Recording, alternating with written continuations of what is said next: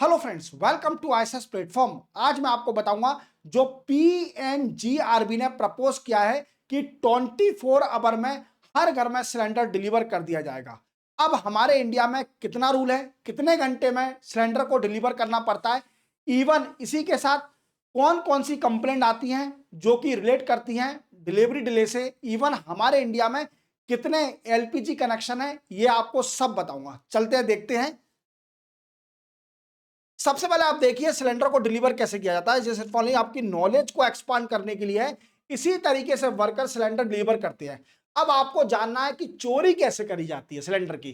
देखो, ये चोरी हो रही है, इवन मेजर कर रहे हैं सिलेंडर को। जैसे आपको मैं बता देता हूं फॉर नॉलेज पर्पस। जैसे सभी को पता होगा कि जो डोमेस्टिक सिलेंडर होता है वो 14.2 केजी का होता है। अगर उससे कम है तो समझ जाइए उसके अंदर चालबाजी हुई है, उसके अंदर चोरी हुई है। किसकी? एलपीजी की। याद रखना, वेरी वेरी इंपॉर्टेंट। तो ये मेजर कर रहे हैं सिलेंडर को, देख रहे हैं कहीं चोरी तो नहीं की।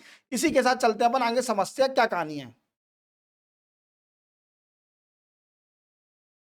देखो, सबसे पहले अपन जानते हैं कि हमारे इंडिया में नॉर्म क्या है, कितने घंटे में सिलेंडर को डिलीवर करना पड़ेगा। तो वो है 48 आवर।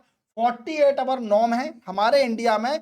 48 आवर में सिलेंडर को डिलीवर करना चाहिए, करना पड़ेगा विद इन बुकिंग। बुकिंग के 48 घंटे में सिलेंडर डिलीवर करना पड़ेगा। और इसी के साथ अगर देखा जाए तो हमारे इंडिया में 32 करोड़ डोमेस्टिक एलपीजी कनेक्शन है। कितने हैं? 32 करोड़ डोमेस्टिक एलपीजी कनेक्शन है, जिसमें से अगर देखा जाए तो 100% कवरेज नेशनल वाइड है। वी कैन से हमारे इंडिया का एक पार्ट भी ऐसा नहीं है, कोना एक ऐसा भी नहीं है जहां पर सिलेंडर को डिलीवर नहीं किया सकता। सिलेंडर को डिलीवर हर जगह किया जा सकता है हमारे इंडिया में।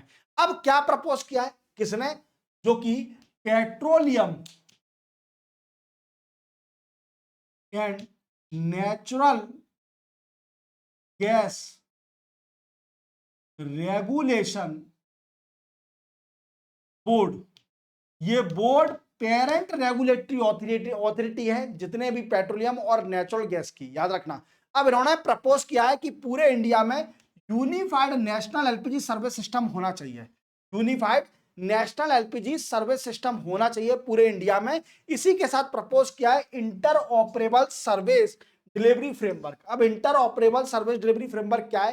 देखो, जैसे आप जानते हो कि हर आपके घर में एक डिस्ट्रीब्यूटर होगा जो कि आपको सिलेंडर देता है, बट आप दूसरे सिलेंडर डिस्ट्रीब्यूटर पर नहीं जा सकते। आप हमेशा उससे ही कांटेक्ट करते हो और वही आपको डिलीवर करता है। अगर मानिए, इन्होंने प्रपोज ये किया है कि मानिए अगर आपका डिस्ट्रीब्यूटर आपको 24 आवर के अंदर सिलेंडर डिलीवर नहीं कर पाया, किसी कारणवश, जैसे स्टॉक खत्म हो गया या फिर लॉजिस्टिक इशू हो गया, ट्रांसपोर्टेशन इशू हो गया उसके साथ, तो आप दूसरे डिस्ट्रीब्यूटर आपको वो सिलेंडर प्रोवाइड करेगा। क्या करेगा कि आप दूसरे डिस्ट्रीब्यूटर से भी सिलेंडर ले सकते हैं, वो आपको डिलीवर करेगा और वो ऑटोमेटिकली ट्रांसफर हो जाएगा दूसरे डिस्ट्रीब्यूटर पर। समझे मेरी बात को? तो पहला का प्रपोज किया है interoperable service delivery framework.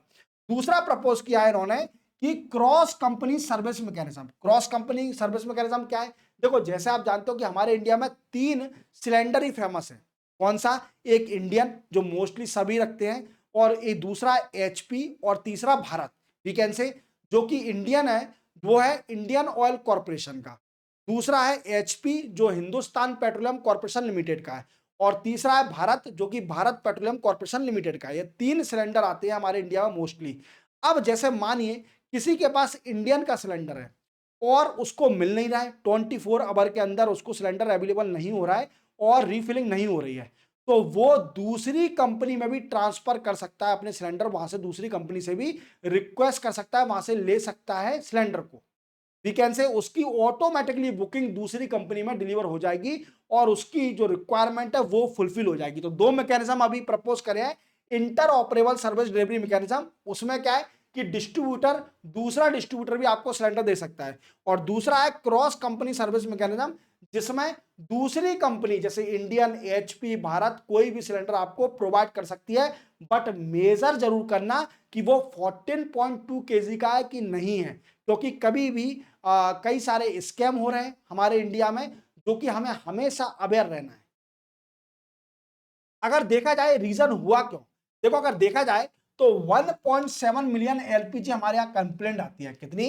1.7 million LPG complaint आती है related to delivery delay, related to delivery delay 17 lakh हमारे यहाँ कंप्लेंट आती है रिलेटेड टू डिलीवरी डिले। और इसी को रिजॉल्व करने के लिए एक हाई एक्सपर्ट कमेटी सेटअप हुई थी जिन्होंने ये रिकमेंडेशन दिया है। क्लियर। और अगर देखा जाए एक लाइन यूरोप और जो और फॉरेन की कंट्रियां हैं उन्हीं लाइन पर इंडिया भी प्रपोज कर रही है, जिनका मेन मोटिव होता है uninterrupted energy supply and protection of consumer right. Consumer right को बचाना है, वीकेंड से प्रोटेक्ट करना है और एनर्जी सप्लाई प्रॉपर हो सके, रुके नहीं एनर्जी सप्लाई, इसका मेन मोटिव है।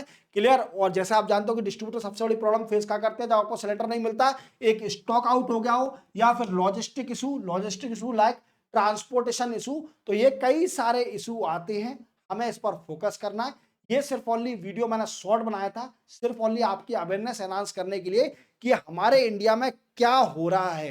क्लियर। तो मिलते हैं हम नेक्स्ट वीडियो में, तब तक के लिए जय हिंद।